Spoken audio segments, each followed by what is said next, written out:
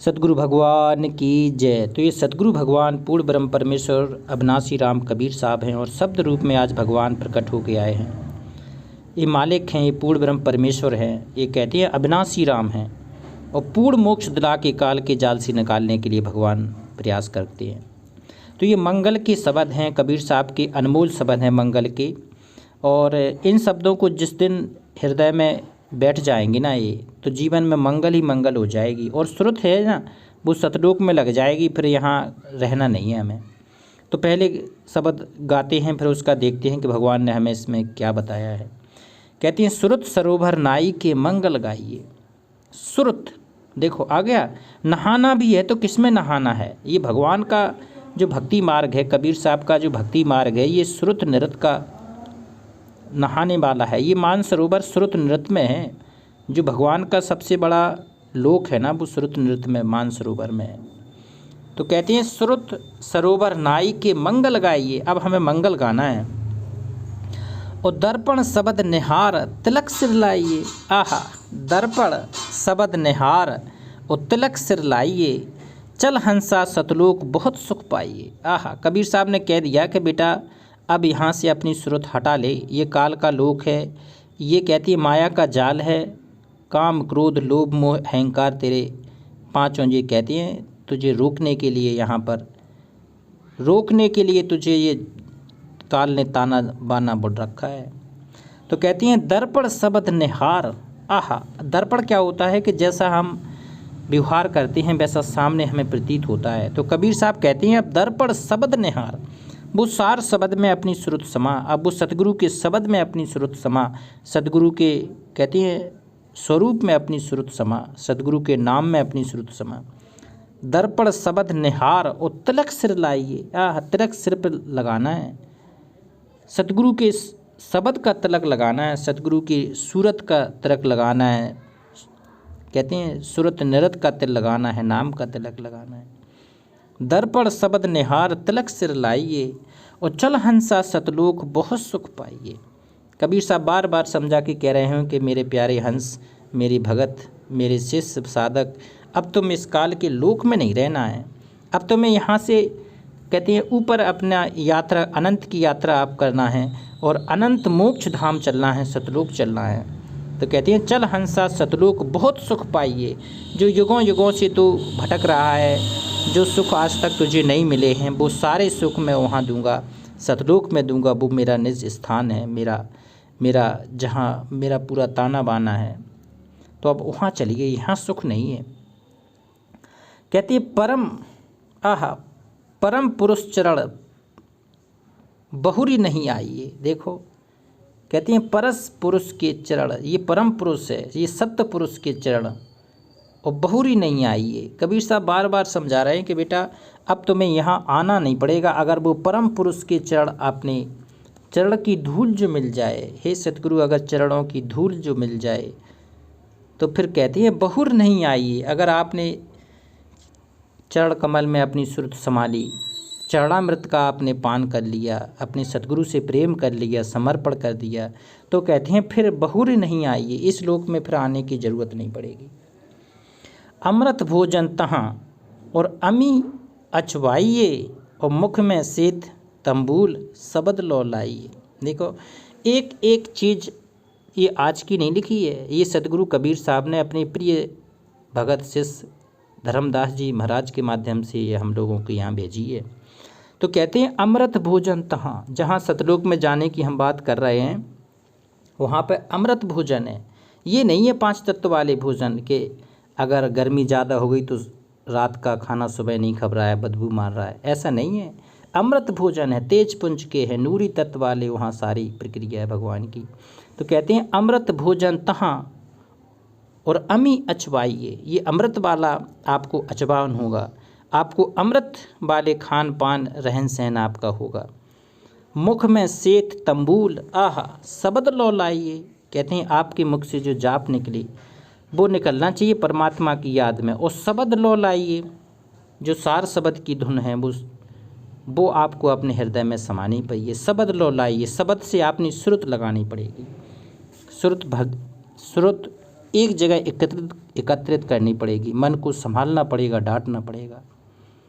कहते हैं पोहप अनुपम बास और घर हंस चलीजिए, ओ अमृत कपड़े ओढ़ मुकुट सिर दीजिए। देखो पोहप होता है कमल, पोहप अनुपम बास, कमल की तरह आपका सुंदर बास हो जाएगा।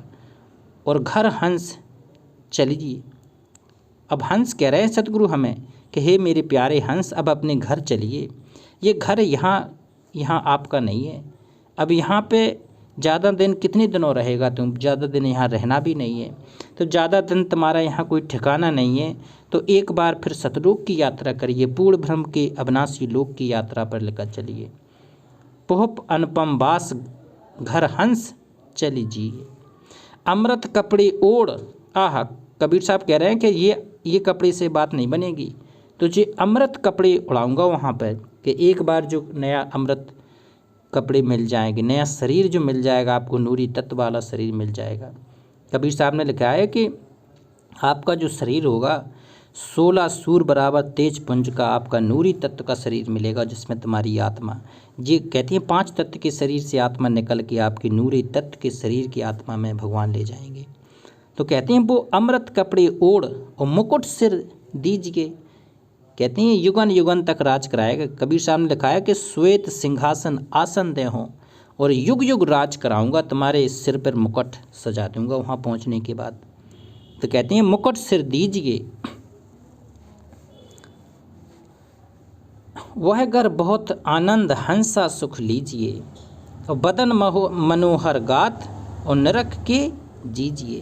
कहती है वह घर बहुत आनंद, वो ऐसा नहीं है, वो बहुत घर आनंद है। सतलोक में जाने के बाद आनंद ही आनंद है, वहाँ दुख नहीं है, किसी भी प्रकार की कोई कमी नहीं है भगवान के यहाँ। तो वह घर बहुत आनंद हंसा सुख लीजिए। कबीर साहब कह रहे हैं कि बेटा अगर सुख चाहिए है तो तुझे पूर्ण मोक्ष स्थान सतलोक चलना होगा, वहाँ किसी भी प्रकार की कोई कमी नहीं है। वहाँ पर हमारे और भी हंस आत्माएँ रहती हैं, उन हंस आत्माओं की सारी सुख सुविधा है, आपकी भी सुख सुविधा होगी। आप भटक के ये हंसा सतलोक, कहती हैं पढ़ो काल बस आई हो, तुम काल के चक्कर में फंस के यहाँ पर युगों युगों से कष्ट भोग रहे हो, लग 84 योनियाँ भोग रहे हो। अब समय है जाने का, अब तुम यहाँ से अपनी सुरत हटा लो और सतलोक में अपनी सुरत लगा लीजिए। कहते बदन मनोहर गात और नरक के लीजिए।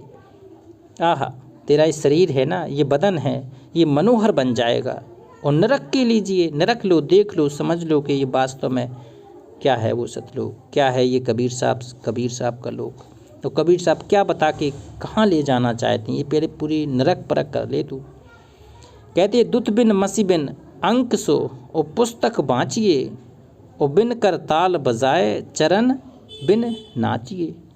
देखो कहते हैं दुति बिन मसी, आह मसी होता है, मसी कागज छुए नहीं, कलम गही नहीं हाथ, जो स्याही होती है ना, तो स्याही के अंक से परमात्मा लिख के बता रहे हैं। अपनी पुस्तक में, अपने शब्द में परमात्मा ने सारी चीज़ें स्पष्ट कर दी है, उसको हमें बाँचना है, उसका अध्ययन करना है। ये शब्द हैं, ये आज के लिए मंगल के शब्द हैं। और बिन कर ताल बजाए और चरण बिन नाचिए।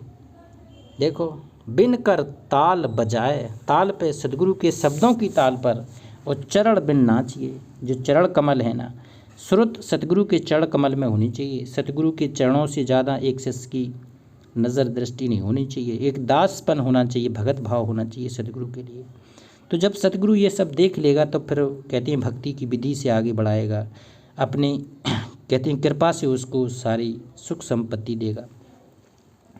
कहते हैं बिन दीपक उजियार अगम घर देखिए, आह और खुल गए शब्द किवाड़ पुरुष से भेंटिए।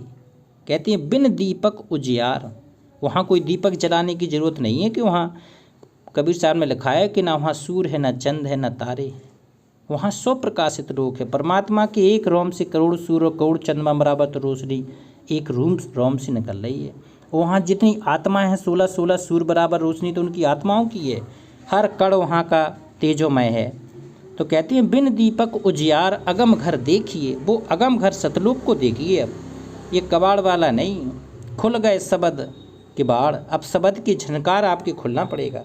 शब्द की आपकी चोट आप पे लगेगी तो निश्चित ही आपके अंतर मन के किवाड़ खुल जाएंगे।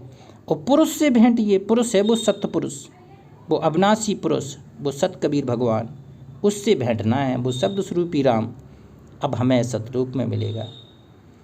साहेब सन्मुख होई भक्ति चित लाइए। आहा, कबीर साहब कह रहे हैं कि जब हम तुम्हारे सम्मुख हों तो कहते हैं हृदय कितना पवित्र होना चाहिए कि भक्ति चित लाइए। अपने हृदय में, अपने मन में, अपनी आत्मा में वो भक्ति की चित लाइए। भक्ति सबसे महत्वपूर्ण है। और मन मानिक संग हंस दरस तहाँ पाइए। मन मानिक, आहा, कहती है मोतियों की माणिक जैसा सुंदर हो जाएगा तू, हंस बन जाएगा। अभी तो जाने काक की तरह भटक रहा है इधर उधर, गंदी दृष्टि, गंदी सोच, गंदी चीज़ों में अपनी दृष्टि लगाए है, अपनी सुरत लगाए है। तो कहते हैं मन मानिक संग हंस दरस तहाँ पाइए, वहाँ दरस मिलेगा। और कहे कबीर यह मंगल भागन पाइए, और गुरु संगत लो लाए हंसा चल जाइए। कहते हैं कबीर साहब कह रहे हैं कि बेटा ये मंगल है, ये मंगल के शब्द हैं, मंगल तेरे गीत हैं, और तेरे जीवन में मंगल करने के लिए सतगुरु तेरे सामने प्रकट है। और भागन पाइए, अपने भाग से इसको पाइए, सतगुरु को समझ लीजिए कि वास्तव में ये भगवान है। और गुरु संगत लो लाए और हंसा चल जाइए। सबसे महत्वपूर्ण है कि जो सतगुरु की भगत आत्माएं हैं, संगत होती है, उनका संग भी ना छोड़िए। गुरु संगत लो लाए और हंसा चल जाइए। कहते हैं कुछ अच्छे डिक्टेंशन वाले स्टूडेंट होते हैं, हर क्लास में होते हैं। ये भक्ति की पाठशाला है, तो यहाँ सतलोक जाने के लिए कुछ अच्छे नंबर वाले स्टूडेंट, अच्छे नंबर वाले भगत होते हैं, उनकी संगत आपको करनी ही पड़ेगी। बिना संगत के आप में हृदय में सतगुरु के प्रति ना प्रेम जगेगा, ना आधीनी जगेगी, ना दासातन जगेगा। तो कहते हैं ये अपने देख लीजिए कि किन भक्तों में ये चीज़ें हैं, उन्हीं की संगत करना है आपको। तो कहते हैं गुरु संगत लो लाए हंसा चल जाइए। फिर तुम यहाँ नहीं रहोगे, फिर पूर्ण मोक्ष करके सतलोक चले जाओगे। तो इसीलिए भगवान चाहते हैं कि हमारे हंस आत्माएँ सारे सतलोक चलें। तो ये भगवान प्रकट है धरती पे शब्द रूप में। तो कहते हैं उसका जयकारा लगाते हैं, पूर्ण ब्रह्म परमेश्वर अविनाशी राम सत कबीर भगवान की जय।